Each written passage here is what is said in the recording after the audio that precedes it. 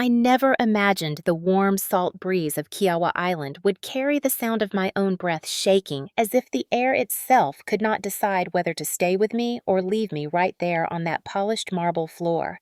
I stood in my sage bridesmaid dress, a soft green chosen months ago, when I still believed family meant safety, when I still hoped that showing up and giving and smiling would somehow make me belong.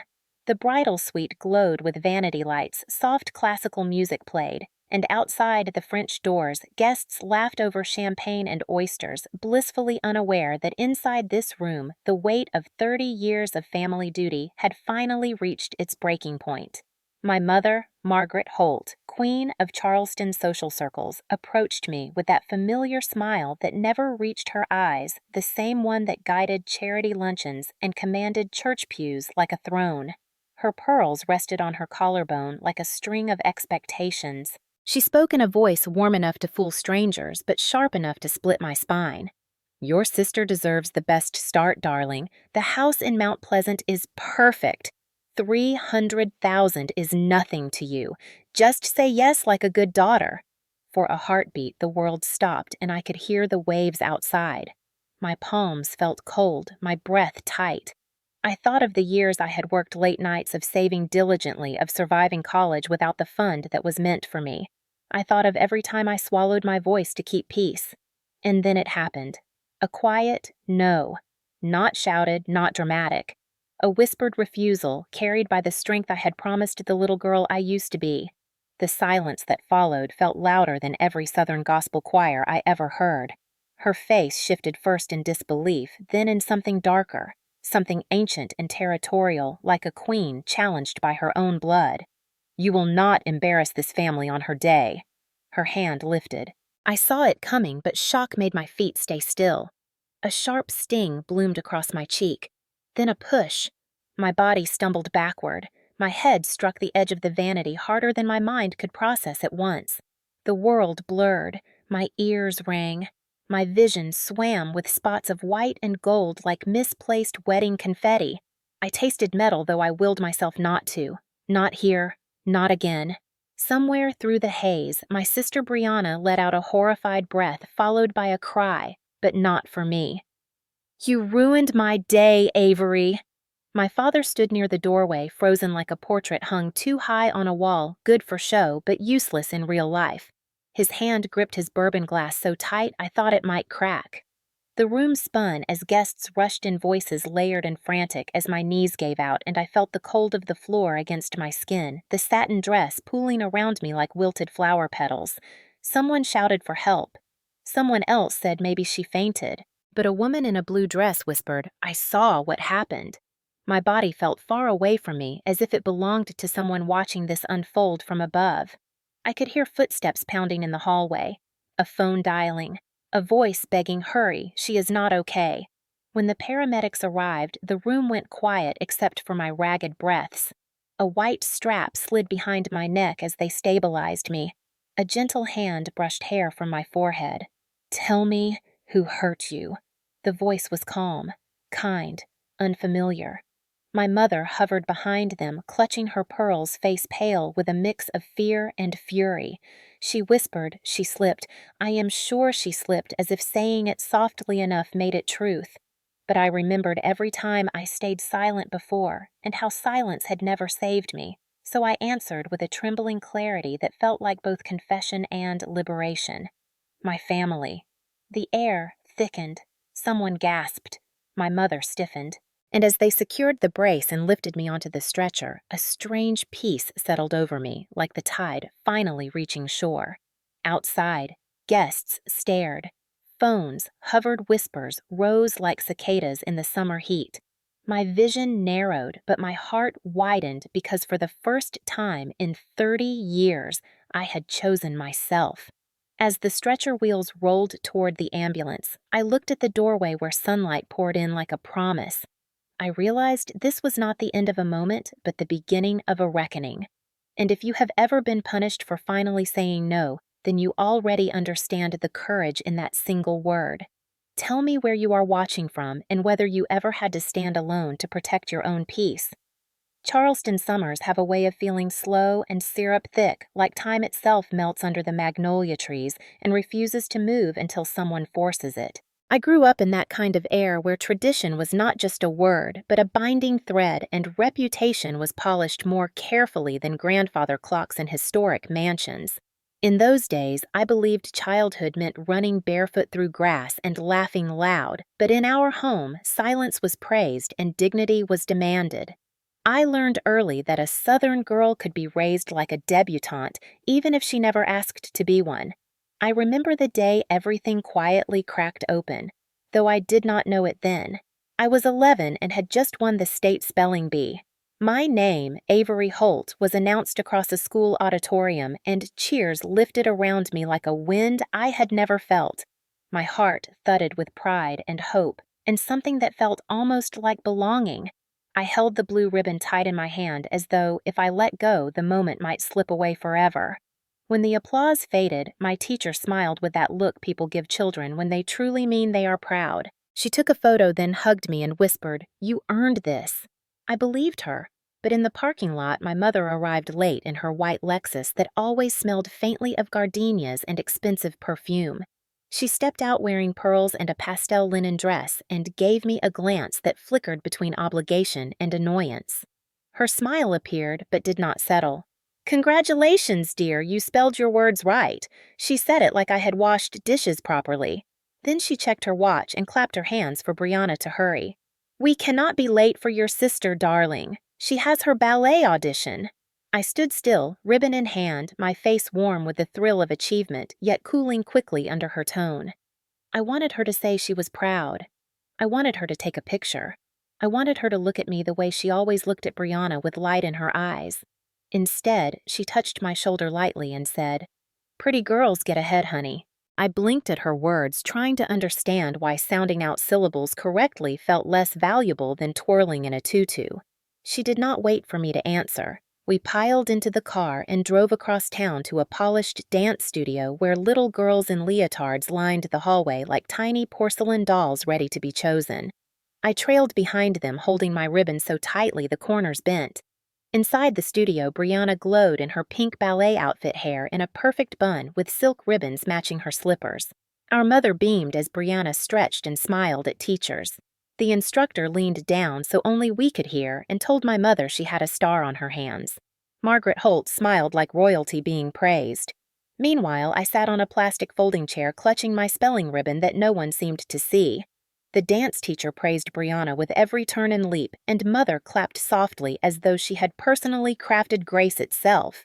I watched and waited for some acknowledgement that I had done something meaningful too. Instead, Mother whispered to another mom that Brianna had the face for pageants and the poise of a winner. She did not mention me. My name did not float in that room once. I wanted to ask if I could hang my ribbon in my bedroom next to Brianna's dance trophies, but the words stuck in my throat. Even at 11, I sensed that victories only mattered if they sparkled and looked good in photographs. I walked out of the studio behind them, tugging my backpack higher on my shoulders, and kept my ribbon folded in my palm. Brianna skipped ahead, giggling, while Mother praised her posture and feet and how she made something so difficult look effortless. I trailed behind like a forgotten echo. The Louisiana-style air pressed humid against my skin, and cicadas buzzed loud, but inside me there was only quiet. It was not a dramatic hurt. It was a slow, settling realization, like dust drifting downward and choosing a new home. That was the first time I understood I was not the chosen daughter. I was the dependable one, the background note in a family symphony where only one instrument was allowed to shine. That evening, we drove home along Cooper River Bridge while sunlight glowed golden over the marsh. Mother looked at her reflection in the rearview mirror and smoothed her hair. Brianna hummed and tapped her ballet shoes together. I stared out the window at water that shimmered like opportunity I was not invited to touch. At dinner, Mother placed Brianna's ballet program on the counter as if it were a trophy, then reminded me to wash dishes. I did. Quiet, efficient, invisible. Later, alone in my room, I pinned my ribbon to the inside wall of my closet instead of the corkboard by my desk. I did not want to see it every day and feel confused about whether it mattered. I wanted to keep it safe like a secret proof that at least once something I did was special, even if no one clapped loud enough at home to hear it. That night, I made myself a small promise without speaking it aloud. One day, I would earn something they could not ignore. I did not know then that such a promise might take decades or cost me blood on marble floors at a wedding. I only knew that I wished just once someone in my own family would look at me the way strangers had looked at me when I spelled the winning word. Charleston grows daughters two ways: loud belles who sparkle like diamonds at debutante luncheons, and quiet girls shaped like shadows who learn early that grace means shrinking. I belonged to the second category, though for years I believed silence was simply part of my nature, not a shield I wore to survive a household where noise invited correction. Summers were for barbecues in our backyard beneath the magnolia tree whose branches stretched wide like a grandmother offering shade, yet somehow always cast me in the dim parts. Father would fire up the grill while neighbors gathered in pastels and seersucker sipping sweet tea and bourbon. Kids darted across the grass in sundresses and muddy sneakers while cicadas sang high above us. Brianna always played center stage in these gatherings, twirling with her friends like life was a pageant waiting to crown her. She had the kind of charm that made adults laugh even when she was bossy and dramatic. She sparkled naturally and everyone saw it. I preferred sitting with a book learning new words or imagining worlds where sisters did not compete because love was not rationed. But in Charleston, even reading can look suspicious when girls are expected to entertain. One afternoon, I must have been about 13, a group of teens gathered near the magnolia's roots tossing a ball back and forth. I sat nearby sketching clouds in a notebook. A boy with sandy hair called out loud enough for everyone to hear. "Why do you always look like you swallowed a dictionary? Come talk like a normal person." Laughter followed, sharp and sweet as pecan pie at first bite, then bitter. Brianna giggled too, even though she knew I hated being teased. Mother stood by the lemonade table among women discussing charity events and beach vacations. She glanced at me with the same look she used when assessing whether the silver was polished enough. "Stand up straight, dear. Shoulders back. Smile. And put that notebook away. Guests are watching." She did not say it harshly. She said it as if she were teaching me survival. In her world, girls who did not perform socially risked being forgotten. In mine, sitting still and thinking was the closest thing to peace. But peace was not rewarded there. I obeyed because obedience had been braided into me like one of those ribbons woven through Brianna's hair. I shut the notebook, lifted my chin, and forced a small smile. Still, the boys kept laughing. One of them mimicked my voice, saying a big word wrong on purpose. The others howled. I felt heat rise in my cheeks and blinked fast, hoping tears would not betray me. Crying was not allowed, not really. Not in a southern home where girls must be sweet and boys must be proud and fathers must keep peace, even when peace is just silence disguised as grace. At some point, I slipped to the side of the house near the hydrangea bushes and let a tear or two fall quietly. I was not sobbing. I was just letting pressure escape like air from a balloon that had been held too tight. My father found me there leaning against the wall, fingers trembling slightly. He smelled like smoke from the grill and the cologne he saved for weekends. He looked uncomfortable, like emotions were a language he never mastered. "Avery, honey," he murmured, "you need to pull it together. We do not make scenes in this family." He glanced toward the yard where laughter continued as though my feelings were something that needed to be hidden before they made anyone uncomfortable. I had never considered myself dramatic. I was a girl who studied and watched and did what was asked. Yet in that moment, I understood his meaning. Quiet was safety. Emotion was danger. He patted my shoulder awkwardly, not affection, but instruction. Then he returned to the yard to flip burgers and laugh at a neighbor's joke while I wiped my eyes and composed myself because Southern daughters do not bleed where anyone can see. Later that night, I overheard my parents in the kitchen. Margaret whispered, "She is too sensitive. We cannot have her moping around. She reflects on us." Richard agreed with a sigh. "She is smart. She will figure it out."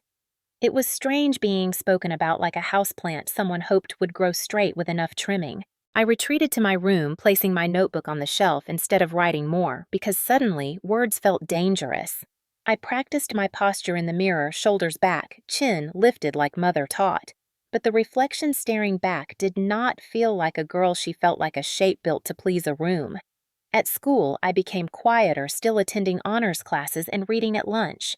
Teachers loved me while peers tolerated me. I learned the art of invisibility, smoothing my edges until I blended. The world outside our home taught that speaking boldly was power, but inside our walls, silence was currency, and harmony was everything, even if that harmony meant crushing yourself small. By senior year, I had mastered the family choreography. Brianna shined. I stayed composed. Father believed discipline meant never raising his voice, yet his quiet cut sharper than any shout. Mother perfected her role as genteel matriarch, praising manners over truth and beauty over thought. I convinced myself this was love, or at least the closest form of it I could earn. And so when tears gathered, I swallowed them. When opinions rose, I tucked them away. When pride flickered, I smothered it. Quietness became not just a habit, but a survival instinct. Every nod, every polite smile, every careful breath taught me that peace in our family was measured by how well I disappeared. Years later, when I whispered no on my sister's wedding day, I realized the courage of that moment did not start there. It was planted in the dirt under the magnolia tree where laughter turned cruel, and my father taught me silence. It grew each time I choked back words and folded paper dreams small enough to hide. That day, I learned quiet could protect me, but at a cost I would spend decades unraveling. And when the time came to break the silence, it would not be gentle. It would be a shattering. College acceptance letters arrived in thick envelopes because good news has weight, and I remember holding mine like it was proof I had earned a place in a world bigger than Charleston's manicured lawns and whispered expectations. University of South Carolina Honors Program. A scholarship not full, but enough to feel like someone somewhere believed in me. I sat at the kitchen table, clutching that envelope as sunlight streamed through the plantation shutters and the smell of sweet tea lingered from breakfast. I hoped this time my mother would look at me with pride instead of polite acknowledgement. I hoped my father might finally say he was impressed. They glanced at the letter, then exchanged a look I could not decipher. "Congratulations, dear," my mother said lightly, already reaching for her phone. "Good for you," my father murmured, sipping his coffee like I had told him I cleaned my room. It was not nothing. It just was not enough. But I still had hope because for years I had been told there was a college fund reserved for me. One grandfather had set aside when I was born the same fund that had been spoken of in reverent tones at holiday dinners. My future, they said, was secured. So I sat across from my parents at the dining table one warm July afternoon while cicadas hummed outside and asked when the fund would be transferred. My mother did not blink. "Oh, honey, we used that already." Her voice was casual, as if she were mentioning where she put the extra towels. Used it for what I asked, though a knot was already forming in my throat. Brianna's pageant travel and modeling courses. She needed the investment. A bright future in the public eye requires polish. You have scholarships. You will manage. Each word landed like a stone in my chest. The room felt smaller, heavier. The air thickened. My father stared at his newspaper pretending to read, but his jaw tensed. I waited for him to speak, to intervene, to say something resembling fairness or decency. He did not. He just said scholarships are a blessing. Avery then cleared his throat. My mother smiled like she had made a wise choice. Brianna entered the room at that moment wearing a dress covered in sequins, tiny mirrors catching sunlight like fragments of stolen ambition. She twirled hair flicking and said, "Do you like it? Mama says I'm the star of the family." I managed a nod, swallowing hurt like bitter medicine, hoping if I stayed quiet it would pass. But it did not pass. It lodged in me like a splinter too deep to pull out. In that moment, I learned a truth I would spend years trying not to believe, and then more years learning to face. Money is love in certain households, or at least money is how love is measured, and my portion was already spent. Over the next months, I worked 2 jobs while attending honors classes. Mornings at a local diner pouring coffee for retirees who called me sweetheart and tipped with wrinkled dollars. Nights at the college library, scanning IDs and shelving books until my fingers smelled like dust and ink. I rode the bus, packed peanut butter sandwiches, bought secondhand textbooks, and tried to pretend independence felt empowering instead of lonely. Meanwhile, Brianna posed in glittering gowns at pageants, smiling with practiced radiance, while Mother hovered nearby like a proud general directing her shining soldier. Photos of my sister filled the family living room. Frames showed her winning sashes, bouquets perfectly curled hair. Mother would say, "Look at her poise, she was born for greatness." And every time I stood in that room, I felt the absence of anything that represented me. I kept my achievements tucked in desk drawers and email folders. At school, I studied financial aid forms like scripture. I learned to stretch $16 through a week. I memorized the taste of instant noodles and the ache of wanting something simple like new running shoes. During holidays at home, Brianna would talk about photo shoots and modeling trips and gifts from admirers while Mother beamed. I shared my grades quietly, and Mother would say without looking up, "Good dear, keep up the hard work." I worked so hard I barely slept. But each paycheck felt like proof that I could only rely on myself. I thought my father might come to me one evening and slip me a check or say I am sorry or I did not agree with her decision. Instead, he told me I was building character. He believed silence was virtue and compliance was strength. When finals came, my classmates celebrated their futures with excitement while I collapsed onto my dorm bed at midnight, exhausted from another shift. Yet somewhere beneath the fatigue, a seed formed, a small, stubborn seed. If they would not invest in me, I would invest in myself. I promised that one day I would have money no one could take from me. But tiny resentments grow even when buried. Each missed holiday meal because I had to work. Each night, I dragged my tired body across campus in the dark. Each time, Brianna posted a photo in gowns that my college fund had paid for. It all collected. It all mattered. Even if I pretended it did not. I did not hate them then. I simply believed love required endurance. I believed if I worked hard enough, motherhood would eventually feel like comfort. But the truth is, I learned that day that in my family, value was assigned by who shined the brightest, not who sacrificed the most. And sacrifice became the only language I knew. Years later, when Mother demanded $300,000 like it was no more than passing sugar across the table, she was not asking. She was expecting because I had been taught my worth lay in how much I could give and how little I asked in return. That college fund was not just money. It was the first time a door closed on a future I earned, and it taught me a lesson I would only fully understand the day I walked out of a wedding bruised but finally free. Weddings in the South are not events. They are performances, choreographed displays of lineage and elegance, where every flower petal and candle flame whispers proof of perfection. When Brianna got engaged, it was as if Charleston itself paused to applaud.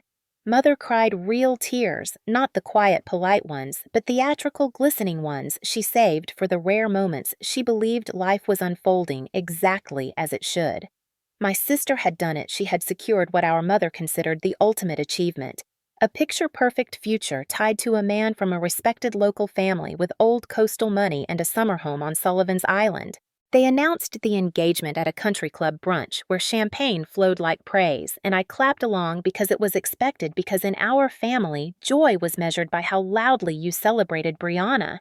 Soon, my calendar filled with wedding planning tasks, though I had never volunteered. It simply happened the way everything always had. Because I was responsible and organized, and because quiet daughters get assigned the heavy lifting while golden ones just sparkle. Vendors called me, not her. Photographers emailed me, not her. I built spreadsheets, negotiated prices, coordinated schedules, and researched venues. Mother and Brianna floated above the work like swans convinced the lake arranged itself beneath them on command. Every time they changed their mind about floral arrangements or linens, I redid budgets. Every time Brianna wanted a signature cocktail named after her, I contacted bartenders and tasting coordinators. I did it because habit is a powerful master.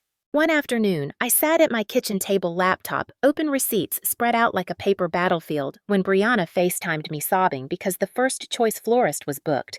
She wailed that her vision was ruined. Mother appeared in the frame, patting her hair and glaring at me through the screen. "Fix it, Avery. We cannot have Brianna settling." It was not a request. It never was.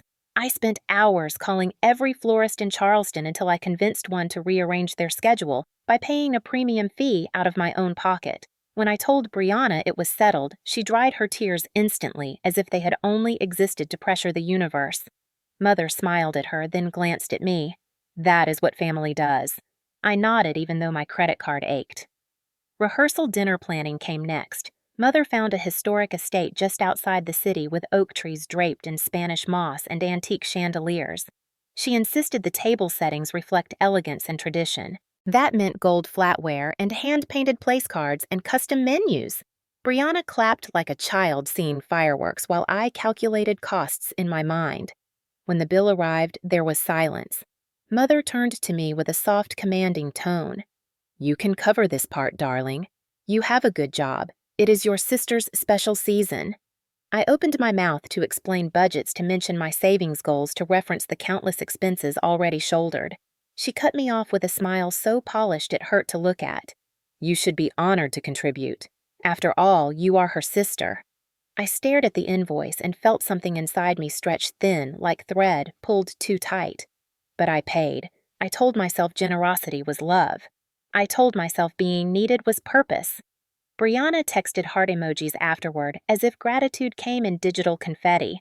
Meanwhile, I packed sandwiches for lunch because I could not justify takeout. The cracks began showing more clearly as the months passed. When Brianna wanted a custom gown, but the designer could not meet the timeline, she threw a tantrum in a boutique loud enough to make the saleswoman blush. Mother soothed her and glared at me as if my inability to magically fix timelines was a personal failure.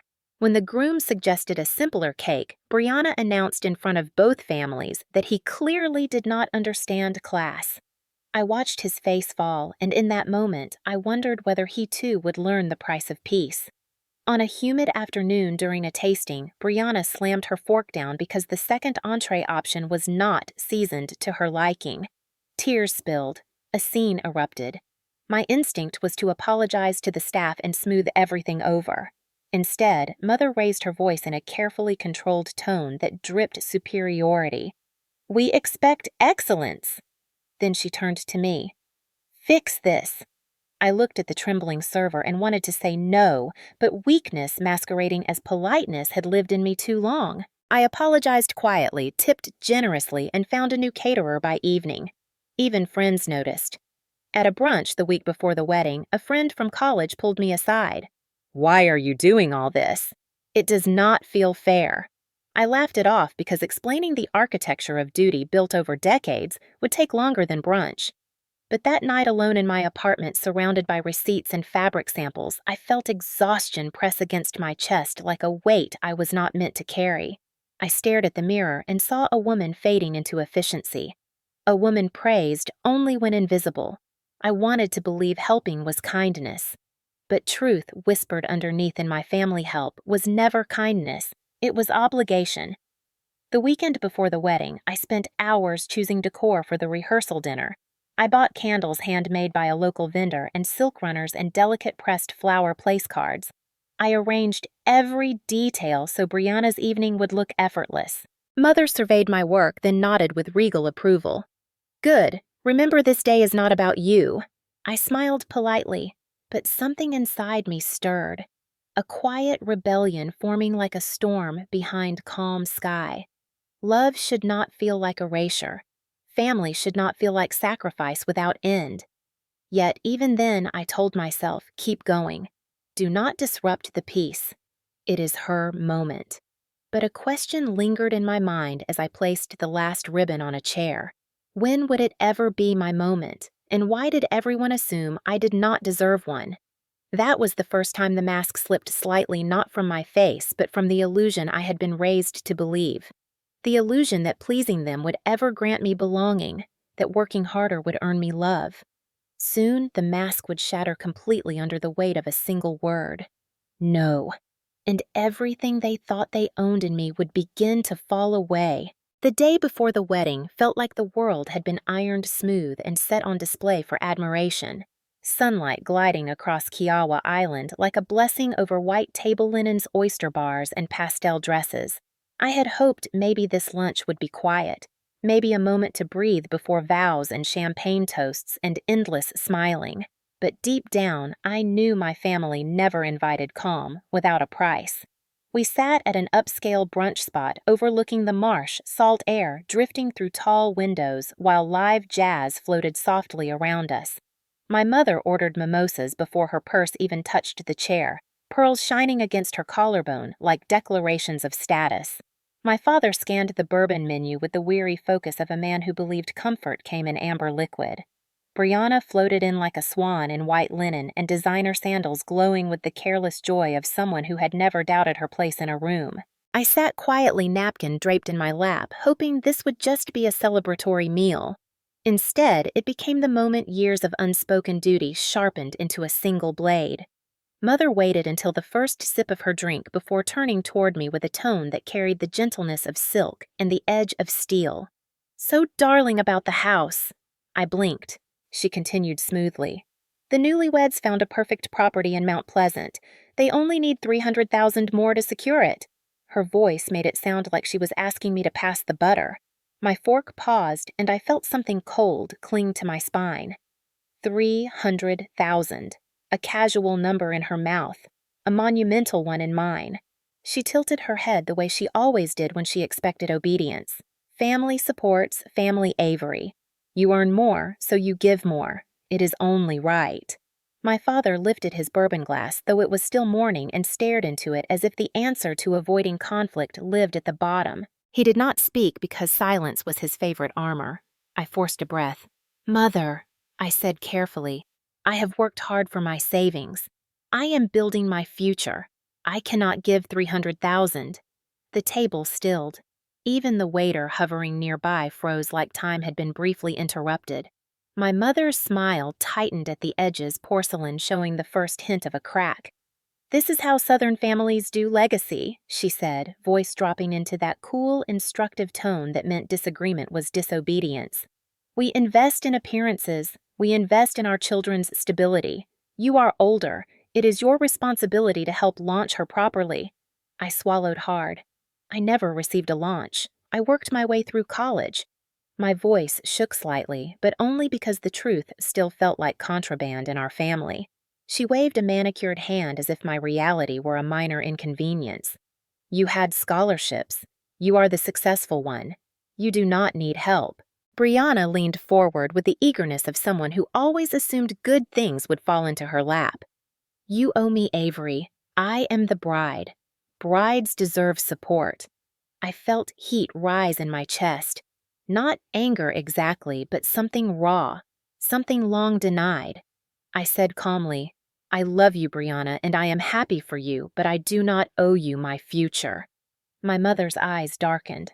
"Oh, do not be dramatic," she murmured. "This is about family loyalty. Do you want people thinking we cannot take care of our own? Reputation matters. This wedding is not just a celebration, it is a statement." I wanted to laugh then because reputation had always mattered more than reality in our home. But laughter would have been dangerous. So I spoke truth instead. "My boundary is not disrespect. I am a loud one." Mother stared at me as if I had spoken a foreign language. Brianna huffed, crossing her arms like a child denied a toy. "You are being selfish. I worked so hard for this wedding, and now you are ruining it by making everything about you." The irony nearly knocked the breath from me. My father finally cleared his throat, eyes still lowered. "Let's not make a fuss," he murmured. "Avery, just think about what this means for the family." My heart ached because I wanted him to look at me, to stand up for me, to acknowledge the years I had carried weight nobody saw. But he kept his gaze fixed on the table as if eye contact might shatter the illusion he lived in. Mother leaned closer, voice soft like poison mixed with honey. "Do not embarrass us tomorrow. You will contribute. We raised you. You should show gratitude. Gratitude. For what I thought. For silence. For sacrifice. For being invisible until needed." I felt my hand tremble under the table and steadied it against my knee. I spoke evenly, though inside something fierce flickered to life. "No, I will not give you that money. I will celebrate her, but I will not fund her life." For a moment, there was silence thicker than humidity in July. My mother's smile vanished entirely, replaced with a look I had only seen once before when Brianna lost a pageant and Mother blamed the lighting. It was the look of someone whose control had been challenged. She whispered, barely audible through clenched teeth, "Do not test me, Avery." I lifted my chin, feeling the quiet strength of every late-night shift, every earned dollar, every dream I kept safe in my own hands. "I am not testing you. I am choosing me." The server arrived awkwardly with shrimp and grits, and nobody moved. Brianna scoffed loud enough to turn heads. Mother stared at me as if I had betrayed our entire lineage. Father sipped bourbon with a shaking hand. I ate a single bite and tasted nothing because hunger had been replaced by something sharper resolve. When the check came, Mother pressed her card into the leather folder without glancing at me, as if withholding $300,000 had already made me unworthy of paying for anything ever again. She stood smoothing her dress like resetting her mask. "Remember tomorrow," she said, "no scenes." Her voice was not a request. It was a threat disguised as propriety. As we walked out beneath swaying palms and marsh birds, I felt something settle in me. A quiet line drawn, a life reclaiming its shape. I did not know then the cost that line would demand the next day, only that for the first time I had chosen myself even if no one applauded. The morning of my sister's wedding looked like a postcard of Southern perfection, the kind you find framed in boutique hotel lobbies. Sunlight spilled over tall palmetto trees, salt air drifted inland from Kiowa's marshes, and white roses lined every walkway like a blessing meant to impress God himself. Guests in pastel linen and pearl buttons sipped iced peach tea and complimented one another with that gentle Charleston graciousness that always felt half genuine, half surveillance. Everywhere I looked, someone smiled. It was beauty lacquered onto expectation. And beneath it all, tension curled like humidity clinging to skin, impossible to escape, even if you pretended not to feel it. I walked into the bridal suite wearing the sage gown chosen months ago, hairpinned, makeup soft. On the surface, I fit the picture. Inside, I held my boundary like a fragile candle flame against a storm. Brianna stood in the center of the room in her gown, layers of tulle, like sponge sugar swirling around her. She looked stunning, and she knew it. She beamed at herself in the mirror while stylists fussed around her like attendants to royalty. Mother hovered nearby, issuing instructions in that hush that carried command without raising decibels. The door shut behind me, and suddenly the music, laughter, and clinking glasses from outside faded. The room breathed only our family history. Mother's gaze snapped to me immediately. She did not smile. She simply stared as though waiting for compliance to fall out of my mouth. "Did you bring the transfer paperwork?" she asked lightly, as if discussing floral deliveries. I held her gaze. "I already told you. I am not contributing $300,000. The air shifted. It felt like every atom in the room paused to witness. Mother stepped closer, voice still soft like a silk ribbon. "Do not ruin this day. Your sister deserves a perfect beginning. Just sign the documents and we will handle the rest later." "No." It came out steady, almost quiet enough to be mistaken for politeness, but the meaning struck like thunder. Brianna's head whipped toward me, veil trembling. She blinked confusion, sliding quickly into entitlement, then into something sharper. "Avery, you cannot do this to me." I blinked back. "I am not doing anything to you. I am choosing my own life." Mother's expression hardened. "You will not embarrass this family on her wedding day. You will not make me look like a fool." I had spent years bending, smoothing conflict, offering pieces of myself to keep balance. But this time I did not lower my eyes. I said, "You cannot shame me into giving away what I worked for." Her lips pressed into a line so thin it nearly vanished. I realized in that instant that control was not just habit for her. It was identity. And I had just threatened to take it away. Everything happened fast after that, but in memory it moved slow, each second stretched like taffy. Mother lifted her hand. Not to soothe, not to gesture, but to strike. The sound was quick, sharp, a clap against skin.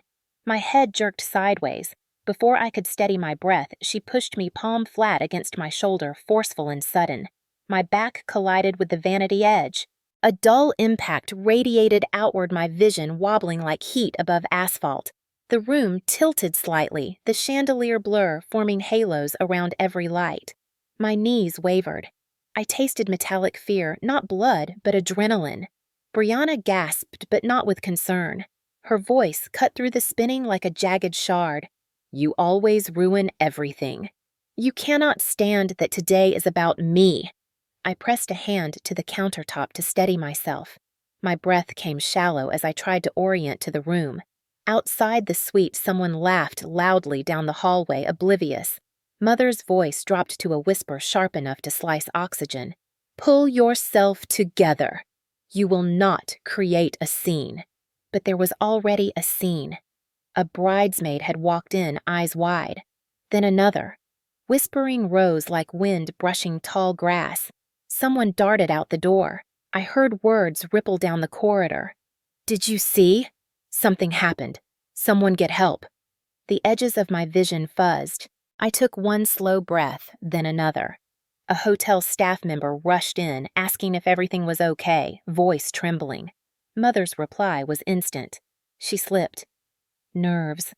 The room is warm. I'm sure she fainted."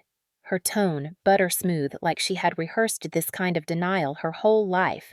Meanwhile, Brianna wrung her hands not out of worry, but frustration that her perfect day had gained an imperfection she could not edit away.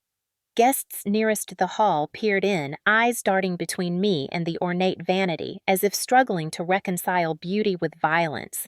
A hotel coordinator whispered to someone, then radioed for medical assistance. Within moments, I heard the sound of hurried footsteps. Paramedics arrived, crisp uniforms, calm voices. One knelt beside me.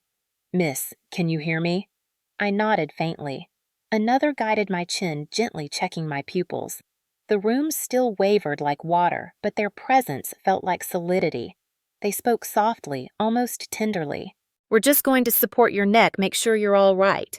A strap slid behind my head. My breath steadied not from comfort, but clarity. Mother hovered, ringing her pearls like prayer beads. She repeated the lie again. She fainted. The air cramped around her words. One paramedic leaned close, voice low enough only I could hear. "Tell me who hurt you." The question settled in my chest like truth waiting to be born. I saw the path I could choose, silence out of habit or voice out of survival.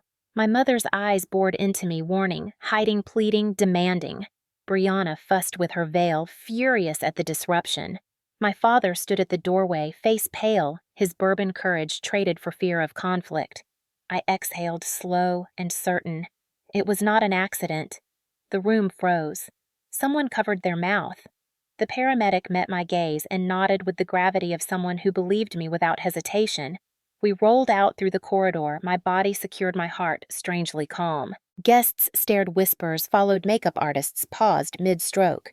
Pearls, champagne flutes, silk dresses forced smiles. All of it blurred. Outside, the sun still shone bright over manicured lawns, but something fundamental had shifted. For the first time, my pain was not politely hidden. It was seen. It was named. And as the stretcher rolled toward the ambulance, I felt an unfamiliar sensation burn quietly inside me.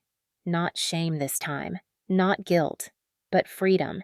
It cost a fall and a tremor in my vision to claim it, but I had done the unthinkable in our world. I told the truth. By the time the ambulance doors closed behind me, the wedding was already shifting from celebration to rumor. The world outside moved in slow sweeps of sunlight and voices, but inside my head, moments looped like film reels flickering with too bright clarity. The slap, the push, the silence, the choice to speak. As the paramedics checked my vitals and secured my neck brace, I tried to steady my breath, but my thoughts moved faster than my pulse. I did not yet know that somewhere in that bridal suite, a single phone had captured everything. One bridesmaid, hands trembling, had instinctively pressed record the second she sensed danger. She had watched tension rise like humidity before a storm, and her fear had known something was about to break. She caught the words, the shock, the movement, the slap. She caught my mother's voice slicing through the air. She caught Brianna screaming about her ruined day instead of her injured sister. She caught me falling. and she had not deleted it. Within minutes, the clip left her phone and entered a private group chat. A link to another group followed. A bridesmaid from a prominent Charleston family whispered, "Did you see this?" Then someone sent it to her aunt. Then her aunt shared it with her Bible study circle. Then it drifted into a Facebook community group for local society wives who spent afternoons discussing charity teas and beach property taxes. The video traveled like heat lightning across summer sky. No one commented at first. Southern culture is built on restraint on holding commentary behind lace gloves. But shock breaks traditions, and one by one, women began typing behind the safety of private chat bubbles. Did she really do that? That poor girl? Lord have mercy, that is Margaret's child. I always knew she had a temper. There is no excuse. I do not care how perfect she wants to look. I knew something was off about that family. And the one that stung the most, though I did not read it then because I was in the ambulance staring at fluorescent lights, was whispered by someone who had sat beside my mother in church for 20 years. She hit her own daughter on her wedding day. That is not Southern grace. That is sickness. The wedding staff felt it too.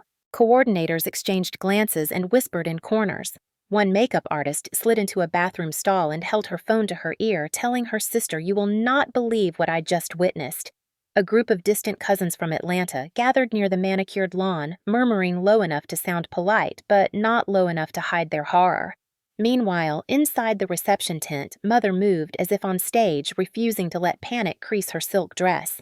She smiled at guests. She thanked vendors. She told anyone who asked that I had fainted. Wedding nerves, overwhelmed by emotion. She said it so sweetly, newcomers believed her.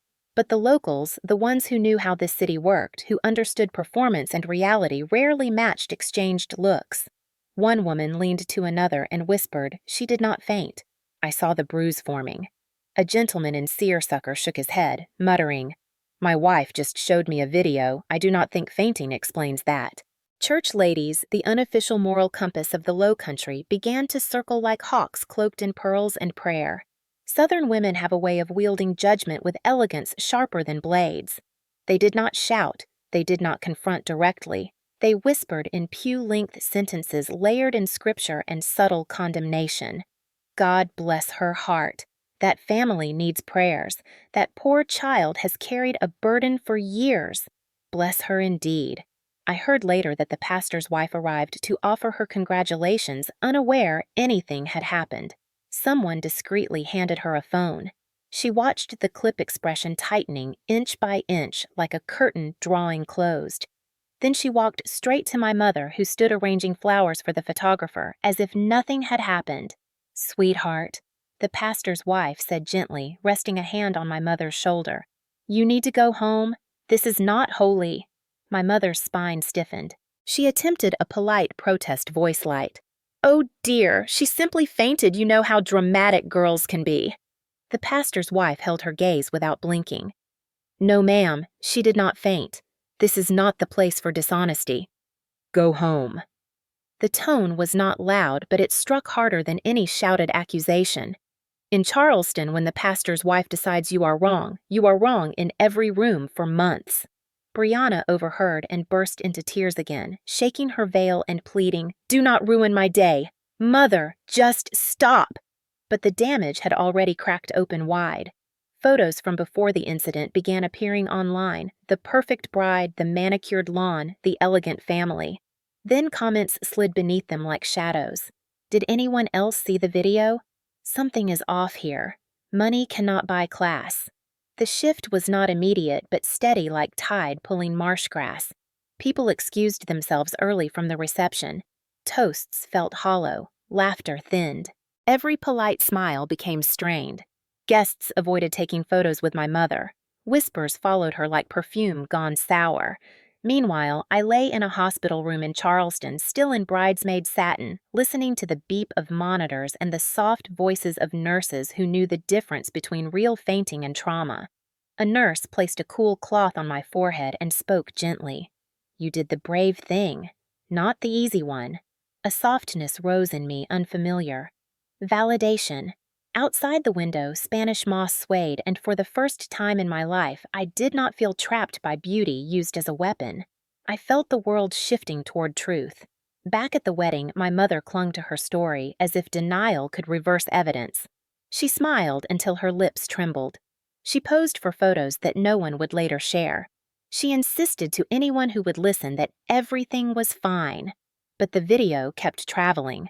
People who had admired her for years now saw her not as a leader, but as a woman who struck her own child and then demanded silence. Reputation did not just crack, it splintered. In the South, image is currency. And on that day, hers began to evaporate like heat on pavement. That was the beginning of their downfall, not with explosions or courtroom shouts, but with whispers and glances and the steady collapse of reputation under truth. All while I lay under hospital lights breathing steadily for the first time in a long time, knowing exposure was not betrayal. It was justice beginning. Hospitals feel colder when truth has just broken open. Maybe it was the air conditioning. Maybe it was the fluorescent lights. Or maybe it was the shock settling into my bones like a winter front drifting across the coast. I lay there in that quiet white room while a nurse wiped away the smear of makeup that had streaked when I fell. She didn't ask why. She didn't need to. She had probably seen dozens of daughters from polished families show up pretending gravity did the hurting. But she did something small yet revolutionary to me. She wrote one word on the intake sheet in neat, calm handwriting. Assault. The doctor echoed it later as he examined the bruising. He did not flinch. He did not question my story. He simply asked, soft but certain, "Has anyone hurt you before?" My throat tightened because the answer lived deep in years rather than moments in sharp words and quiet punishments and withheld affection. But out loud I said, "Not like this." He nodded, understanding what I didn't say. Trauma was rarely a single event in homes like mine. Often it was layered, subtle, disguised as love. He added a note in my record that made everything real in a way my childhood never allowed. Patient reports physical assault by family member. That was the moment when my life shifted from internal survival to external truth. Within an hour, a police officer arrived. She was steady eyes kind but firm clipboard in hand. I told her what happened. No embellishment, no trembling theatrics. Just truth spoken plainly. She listened without interrupting the way people do when they understand words might collapse if touched too soon. When I finished, she said, "I'm filing this as domestic assault and recommending a protective order. Do you have somewhere safe to go tonight?" My instinct was to say, "I can go home." But the word home no longer belonged to the house my family lived in. Home had never been there, not really. So I said, "Yes." I didn't have a plan, just resolve. She handed me a card with a case number. "If they attempt to contact you, let us know."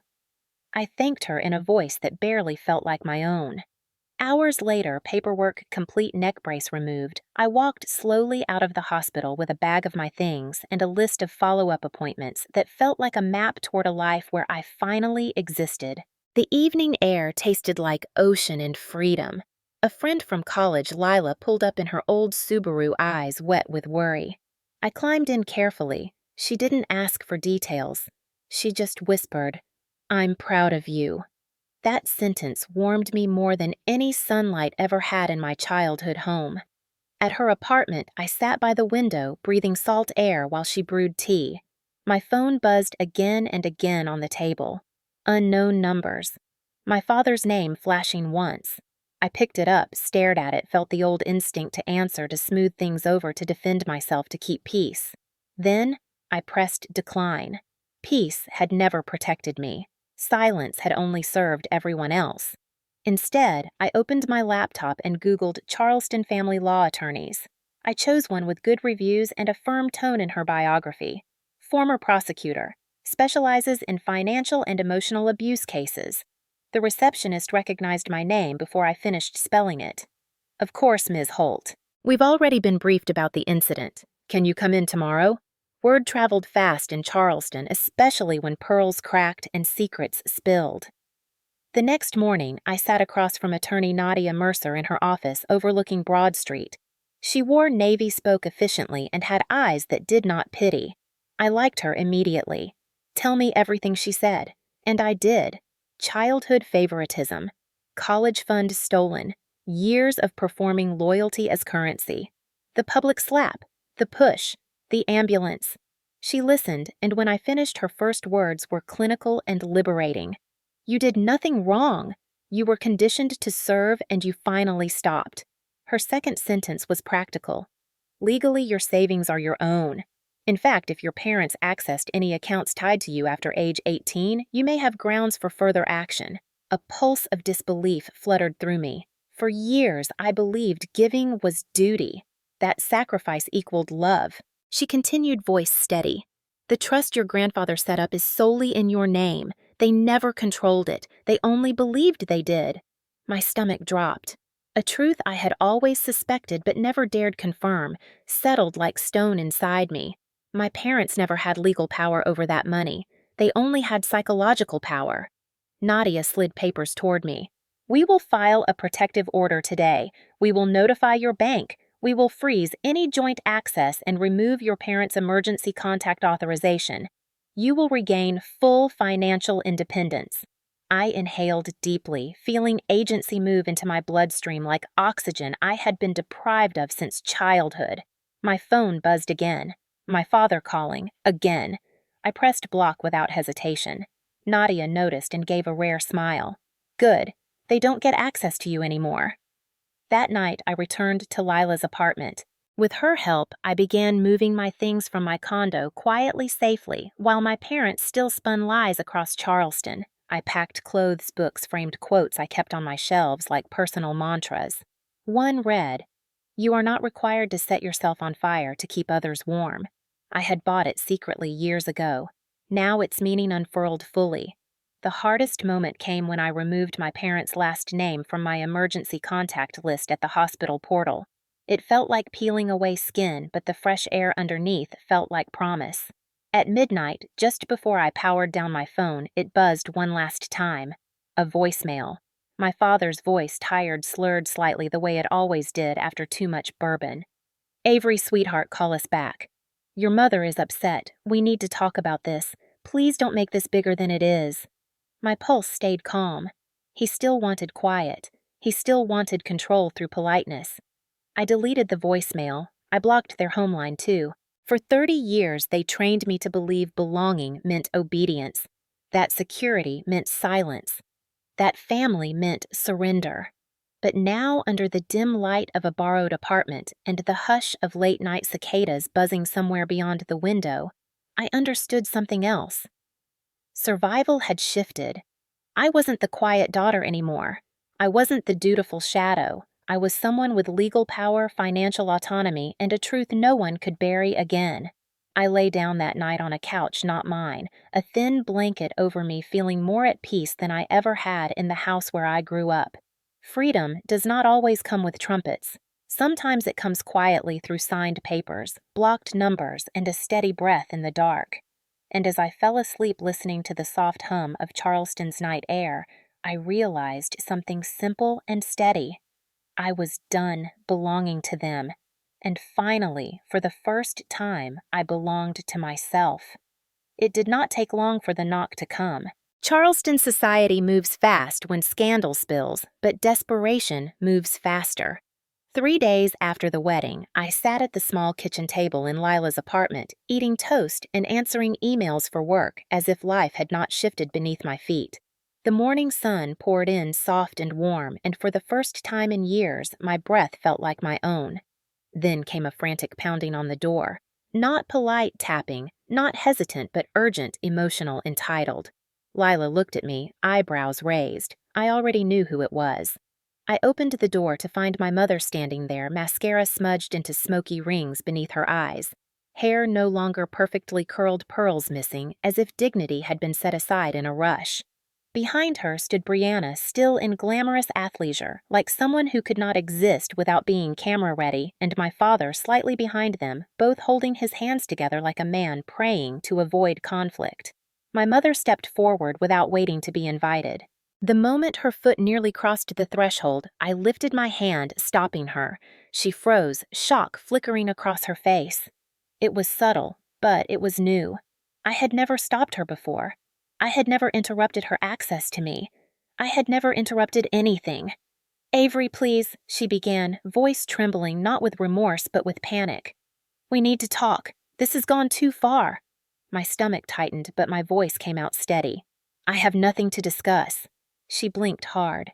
"People are talking," she whispered. "The church board asked us to take a break from charity duties. Your aunt will not return my calls. The Women's League wants to wait before confirming me for next season's committee." Her voice cracked as though the loss of public social power hurt more than the memory of what she did. "Family must stick together," she said, breath tight.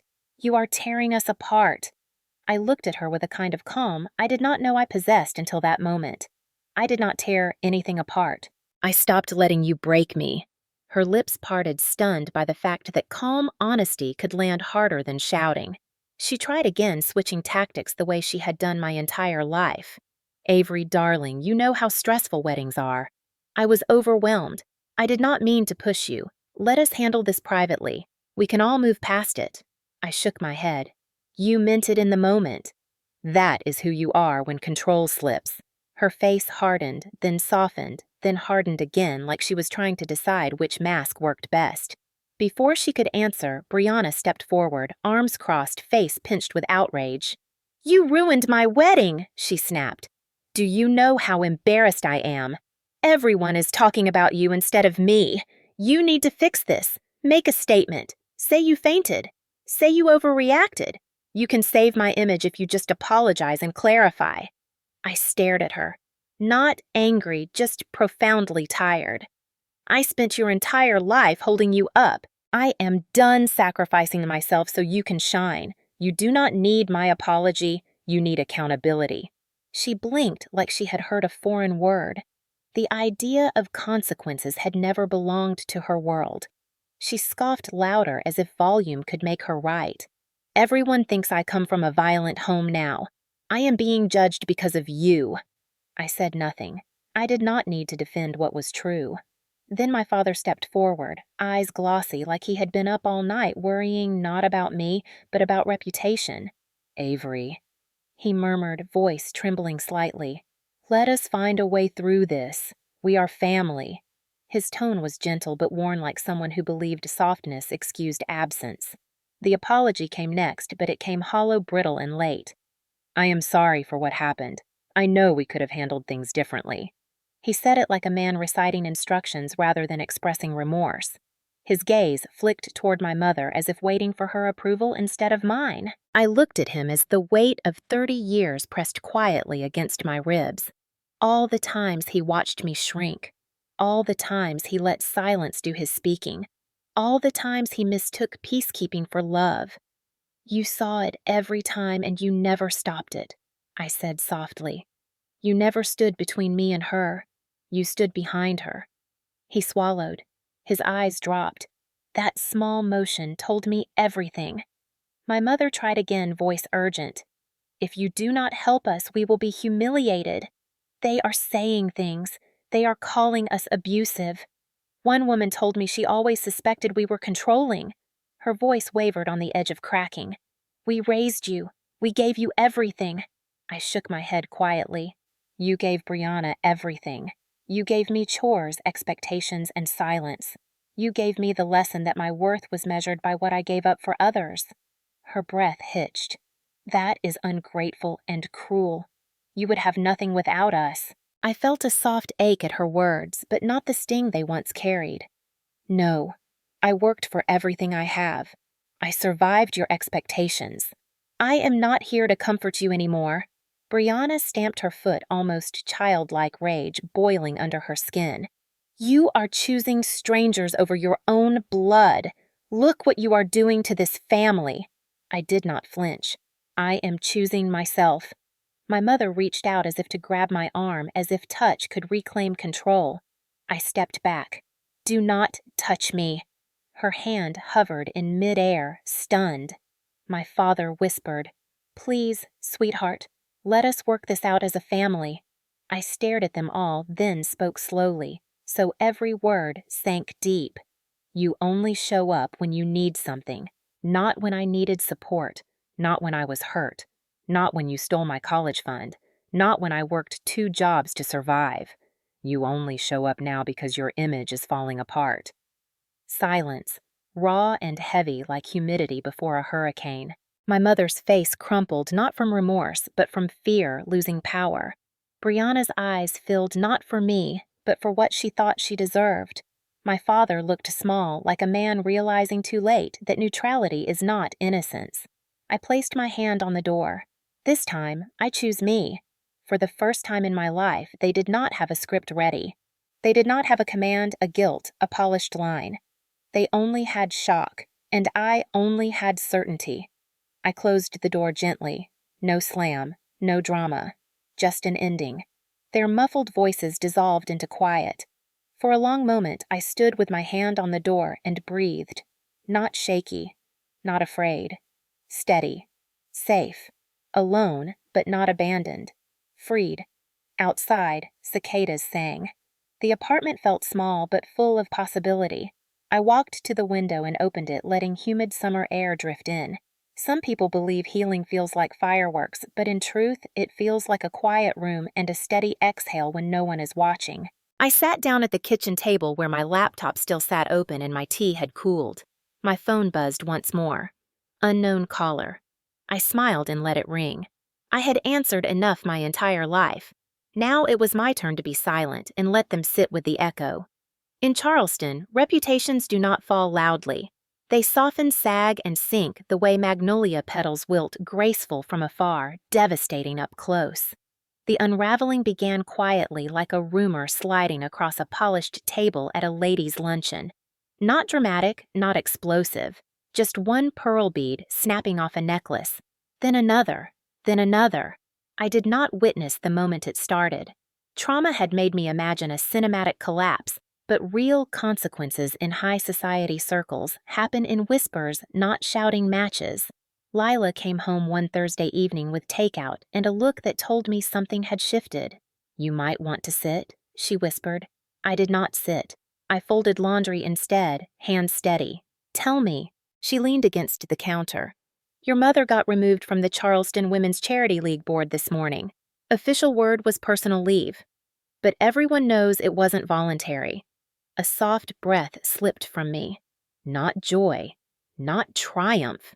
Something quieter. Confirmation. Lila continued. "They're using words like inappropriate conduct toward family and image risk. You know how that town works. Protect the brand at all costs. My mother had built her life on perfect surfaces. Now surface was cracking. Later that week, I heard through a former coworker that my father was moved to a less client-facing role at the financial firm where he'd worked for 25 years.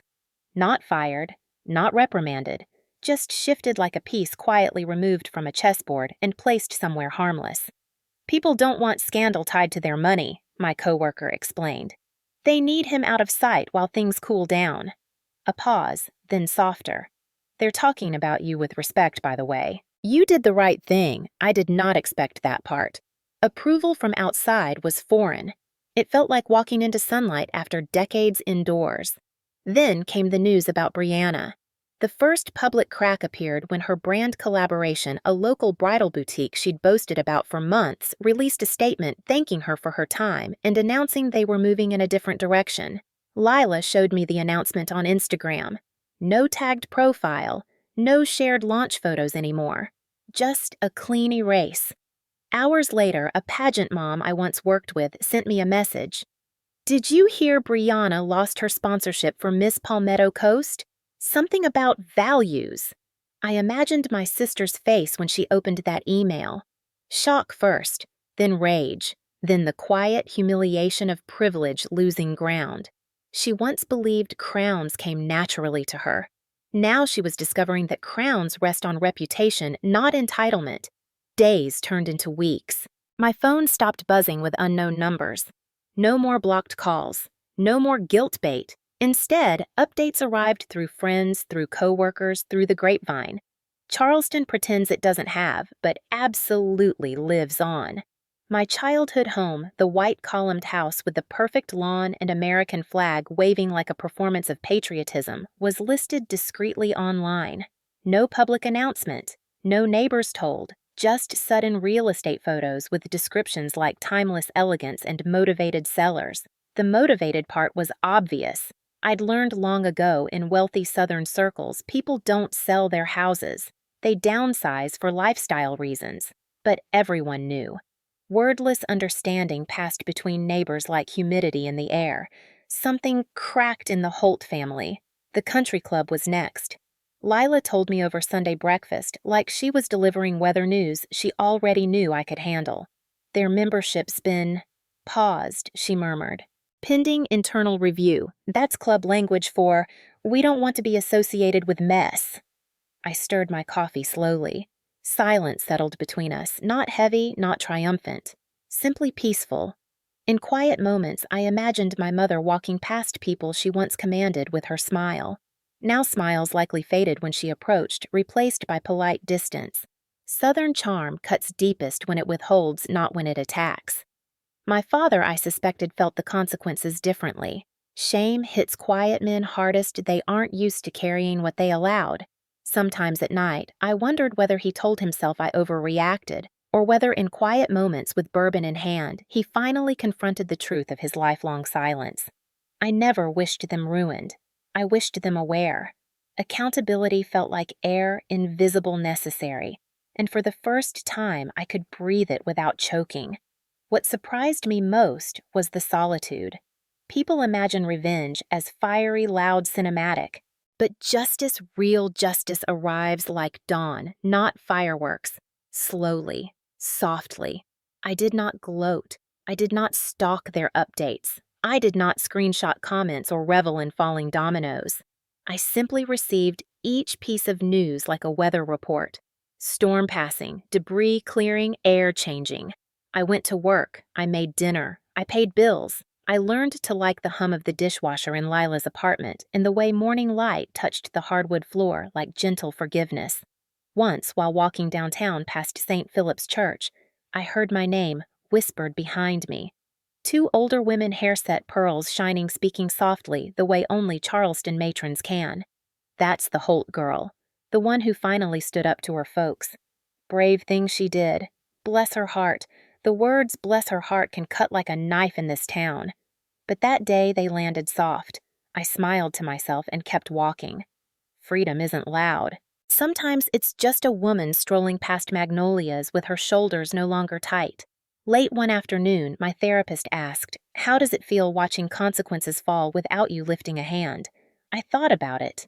It feels fair, I answered. Not sweet. Not satisfying like movies promise. Just right. Like the world tilted a degree closer to balance. That night, I lit a small candle in the windowsill. Not for them, for me. For the girl who once spelled chrysanthemum perfectly on a stage and walked home uncelebrated. For the college student who worked double shifts while her sister twirled in sequins funded by lies. For the woman who whispered truth into a paramedic's ear and changed her life with a single sentence. My life was not burning theirs down. My life was finally beginning, and as the candle flickered against the glass, I breathed deeply and felt something surprising. Peace not shaped by permission. Peace earned. Peace kept. Peace that no one could take again. Healing did not arrive with applause. It came gently the way low tide reveals shells after a storm. My new apartment was small, not much bigger than the living room I grew up in, but it felt like the first space in my life where the walls did not judge me. Every corner was mine. My coffee mug sat exactly where I placed it. My throw blanket smelled like lavender instead of fear. The air held no expectation, only quiet. I learned to love silence when it wasn't being used as punishment. Mornings became slow rituals instead of survival drills. I woke before work, wrapped myself in a soft robe, and made coffee just the way I liked it. No one corrected the amount of sugar. No one glanced at my cup as if it betrayed discipline. I stood barefoot near the window, letting the morning sun stretch across the hardwood, and breathed like breathing was something sacred, like it no longer belonged to someone else. Therapy wasn't dramatic, but it was holy in its own way. My therapist sat across from me. Warm eyes, steady, teaching me that boundaries weren't walls but doors, and I controlled whether they opened. We talked about little Avery, the girl clutching a spelling bee ribbon while her family rushed toward ballet shoes and camera lights. We talked about the quiet girl who folded napkins perfectly at Southern dinners while adults said, "She's so mature," never realizing maturity was just fear dressed politely. I joined a church support group, not the kind where people perform holiness, but the kind where women with tired eyes and strong spines speak truth in folding chairs. They didn't need details. They understood the language of surviving expectation. One woman squeezed my hand once and whispered, "I didn't stand up until I was 62. You stood up at 30. You didn't lose time. You saved it." I held those words like pearls earned, not inherited. On Saturdays, I volunteered at a youth center. Girls with ponytails and oversized backpacks sat across from me, their voices full of questions they weren't sure they were allowed to ask. We talked about boundaries, about saying no without guilt, about understanding love that lifts instead of love that weighs. One girl looked at me wide-eyed and asked, "How do you know when a boundary is right?" I told her, "When it protects your peace instead of someone's power." She wrote it down like it mattered, and maybe it did. Joy returned in small forms, ordinary and soft. I baked lemon muffins and burned the first batch laughing instead of panicking. I bought books without asking permission. I tried yoga and hated it, then tried it again and found a pose that made my back feel like forgiveness. I wrote in a journal each night, not about pain, but about tiny wins, slept well. Woke up excited, watered my plant without killing it, remembered to breathe deeply, left my phone on Do Not Disturb, and felt safe doing it. In December, I bought my own Christmas tree, a small lopsided one from a lot down the street. I carried it up 3 flights alone, needles brushing my coat, laughing breathlessly halfway up the stairs. I decorated it with thrifted ornaments and one star I bought new because it felt symbolic. When I plugged in the lights, the room glowed. Warm, quiet, safe. I sat on the couch watching the colors reflect in the window and thought peace looks like this. Not perfection. Choice. A week later, I drove past my childhood home. Not to glare, not to mourn. Just to witness what no longer owned me. The white columns stood the same. The magnolia still spread shade like a southern secret. A wreath hung perfectly centered on the door. Nothing looked broken from the outside. It rarely does. But as I slowed at the curb, I felt finally that I wasn't the girl inside trying to earn love like a paycheck. I was the woman outside who walked away. I didn't get out. I didn't stare. I simply nodded once, a quiet acknowledgement to the past, "Thank you for teaching me what I will never tolerate again." Then I drove off window-cracked winter air, cool on my skin like a new beginning. My heart beat steady. No nostalgia. No longing. Just release. Back at my apartment, I brewed coffee, the scent filling the kitchen. I sat cross-legged on the rug mug, warm in my hands, morning sun painting gold across my knees. Peace wasn't loud. It didn't need to be. It felt like steady breath, like still water, like standing in my own life with both feet planted. Some families are blood. Some families are chosen. Freedom is choosing yourself. If you're listening to this and you've ever had to walk away to save your sanity, you're not alone. You're brave. You're allowed to build a life that feels gentle, loving, and yours. Sometimes the most powerful revenge is peace. And sometimes peace is simply waking up and knowing you don't have to earn your right to exist anymore.